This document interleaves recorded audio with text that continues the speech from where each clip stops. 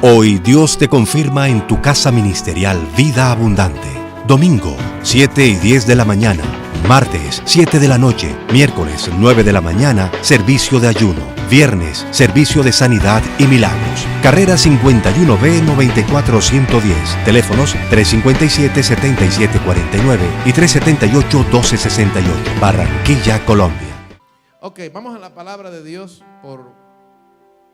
Vamos a Primera de Juan, capítulo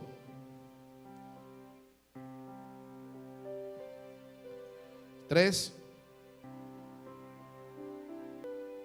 Primera de Juan, capítulo 3, verso 1 dice: mirad cuán amor nos ha dado el Padre para que seamos llamados hijos de Dios. Por esto el mundo no nos conoce, porque no le conoció a Él.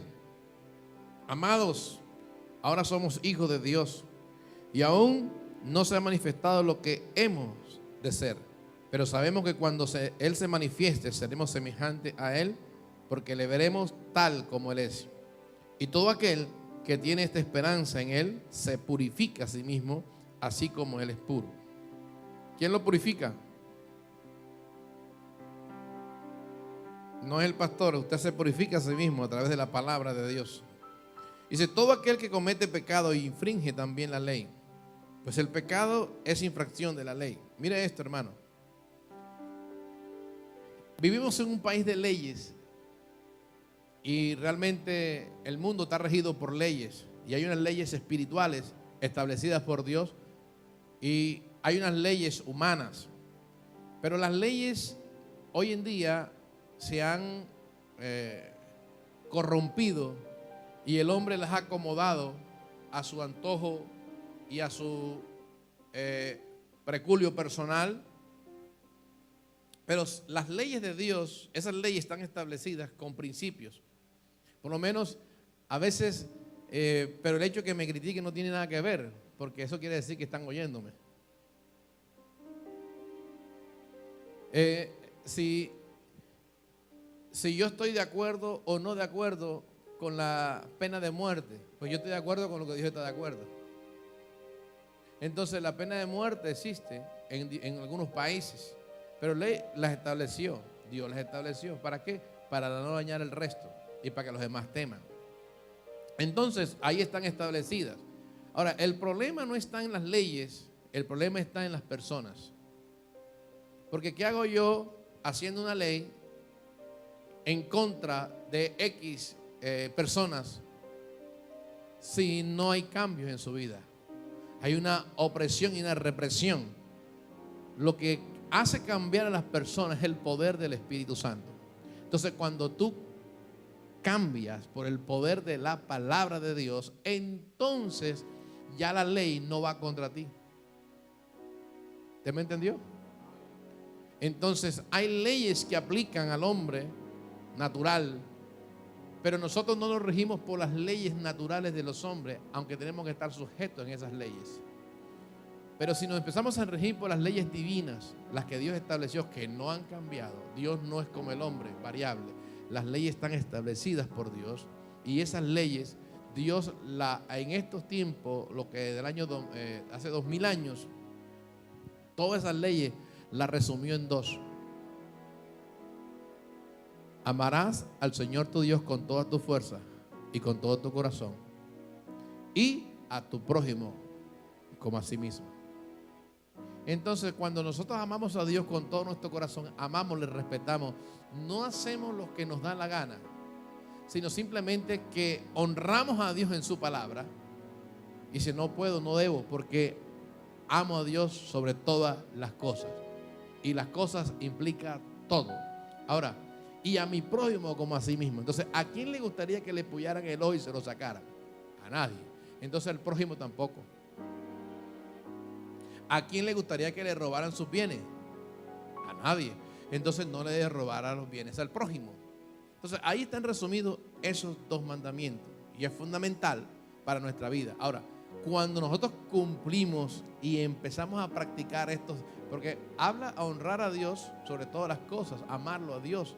Cuando yo amo a Dios, estoy inmediatamente sacando todo lo que beneficia mi vida Por ejemplo, si él dice, ama a Dios sobre todas las cosas, dentro de eso está honrar a padre y madre. Son los principios establecidos. Amén. A veces hay jóvenes que no honran a sus padres no porque realmente quieran deshonrarlos, sino por desconocimiento en cierta área de su vida.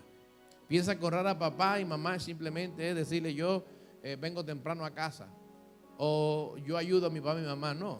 Mientras que usted viva en su casa, en la casa de sus padres, usted tiene que respetarlo. Y si sus padres dicen a las 10, tiene que estar a las 10 ahí, porque eso te beneficia a ti. Vivimos en un país donde realmente la inseguridad está tremendamente, y ha retomado nuevamente la inseguridad en nuestra nación, en Barranquilla. Barranquilla, que es una ciudad muy tranquila, estamos viendo cosas que realmente no se veían. Entonces miramos que si el gobierno, escuche, si el gobierno, quiero que me escuche esto, si el gobierno o los gobiernos en general, hablo del mío en este momento, en nuestra nación Colombia, invirtieran en las iglesias, le aseguro que no hubiese y estuviese pasando lo que está pasando ahora. Porque la iglesia tradicional no se asumió la responsabilidad y la gente hace lo que le da la gana. Sin embargo, tienen templos grandísimos, una cantidad de cosas, y entran muertos y salen muertos. Entonces, mire todo lo que ha pasado, a pesar de nuestra nación, con todo lo que ha pasado en estos 40 años. El evangelio de Jesucristo llegó a nuestra nación hace 40 años. Imagínense si no hubiese llegado el evangelio, ¿dónde estuviéramos ahora? Porque yo soy producto del evangelio. Si yo siempre le digo, si yo no hubiese recibido a Cristo, hubiera sido nacido y convertido, yo estuviera en alguno de los grupos, sea paramilitarismo, o sea guerrilla, o quién sabe en qué otra cosa. ¿Por qué? Porque gracias a Dios llegó el evangelio, y le aseguro que usted también. Entonces, ¿qué es lo que sucede? Que muchas veces la gente, los gobiernos no impulsan al trabajo del cual Dios estableció.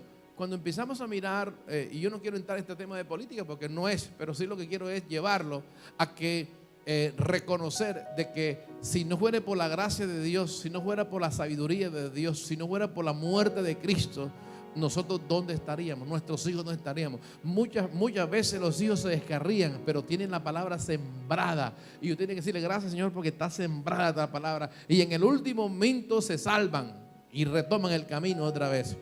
Pero si no tuviesen la palabra, ¿dónde estaríamos? Yo soy una persona que siempre me pongo el retrovisor, y Señor, ¿dónde yo estaría? O sea, en el infierno tuviera hace rato.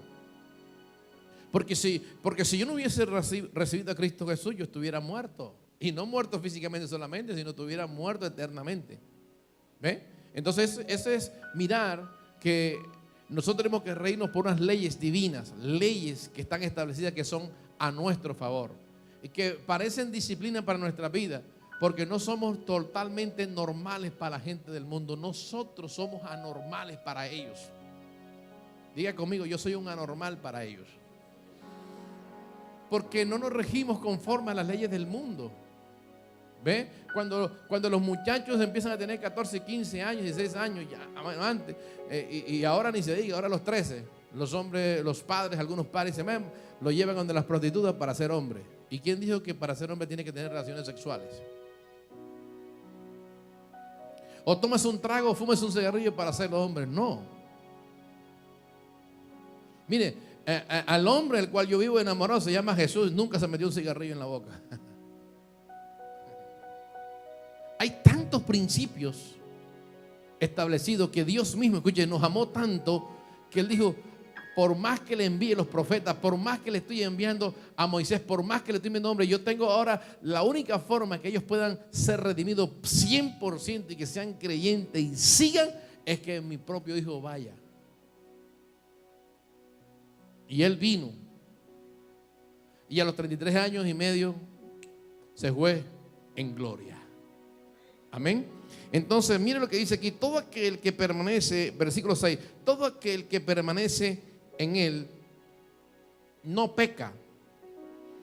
Todo aquel que peca no le ha visto ni le ha conocido. Hijitos, nadie os engañe.